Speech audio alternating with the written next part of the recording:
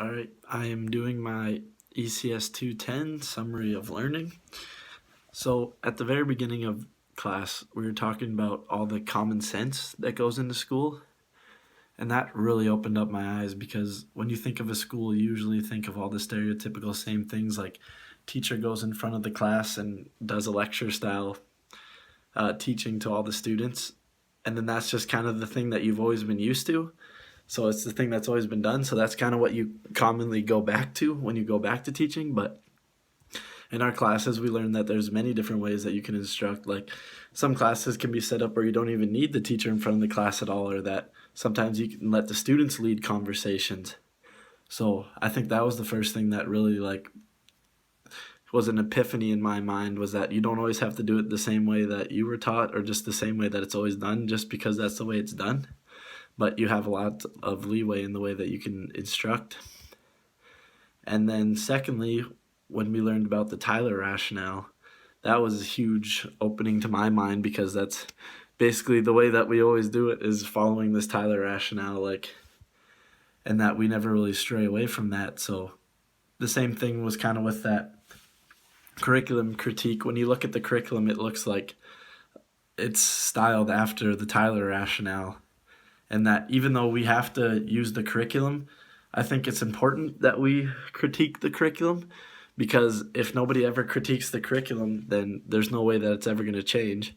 And I think since we are seeing now that a lot of the curriculums are getting revised, that would never happen if anybody would take a look at the curriculum and say, okay, we need to make some changes here, especially since times are always changing. There's always new things that need to be learned, or just new ways that they can be expressed. So I think it's very important that we did that curriculum critique, because even though we can't personally change it ourselves, we could be a part of it in the future, being a change for the curriculum. But you're never going to be able to make a change if you don't ever critique what you're doing and try to see if there was ways that you can make it better.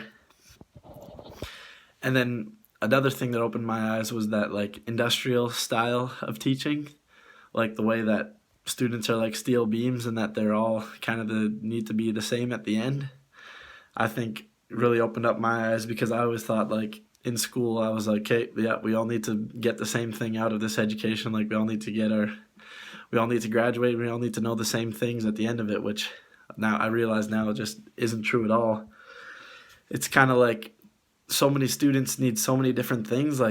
Nobody, or out of a class of 30, most of the time all the students are going to go on to do different things in their lives, and the students are all different, and that you need to kind of adjust your teaching for that. You don't always get all students that just love doing book work and tests and reading and whatnot.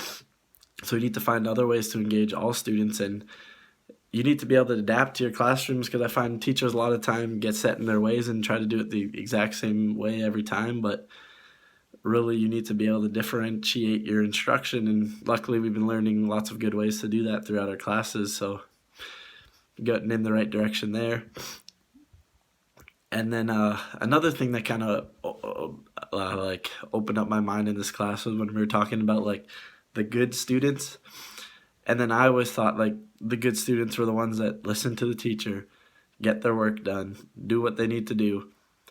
And kind of turns out that really the best, not the best students, but students do kind of what we've been learning to do in this class, critique what you've been learning. Don't always just go along with what the teacher says. If you can get students that try to look past what you're teaching and say, or question you and say why are we doing this? Is this important? Is this kind of are you sure that's true? Maybe it's like this. You get students that don't always just listen to what you say, but they take it and then they can kind of form their own opinions. And then those can also be good students. So you kind of get caught up in the good students being the ones that just sit there quiet and do their work. But really the best students are the ones that are always questioning and always not just going along, but trying to further what they're learning. And then the biggest thing we learned in this class was the anti-oppressive education. And that's huge for me personally, because I know when I was in school, we had kind of indigenous perspectives, but none of us took it very well. We were always kind of fighting against it. We didn't want to learn about this stuff. Oh, this is dumb. And I find that kind of stems from, like, the only Indigenous education we ever got is from, like, our peers and our parents that from a young age already put it in our minds that, like, this isn't a good thing, we don't want to learn about this, so those people are lazy, or we just get all the stereotypes in our mind. Whereas if we get proper education when we're at a younger age, then we can change our mindsets sooner than when we already get stuck in our ways, like thinking, oh, this is important, this is dumb. And a really big thing was when we talked about, like, I always thought maybe like Indigenous perspectives is good to have because it includes everyone in your classroom, but it's like, what if you don't have students that are Indigenous? Then it's kind of like, okay, then we don't need to do it. But from what we learned is that that's even more important, because you will never get proper Indigenous education, or you'll never get their side of the view if you're mainly from a white culture, or from where I am, where we don't have any Indigenous people around. You don't get anything but the negative stuff that you hear. You don't get any of the positive stuff. And that's where a lot of the racism stems from, is from not getting properly educated and getting all these preconceived ideas that you just hear from people around you.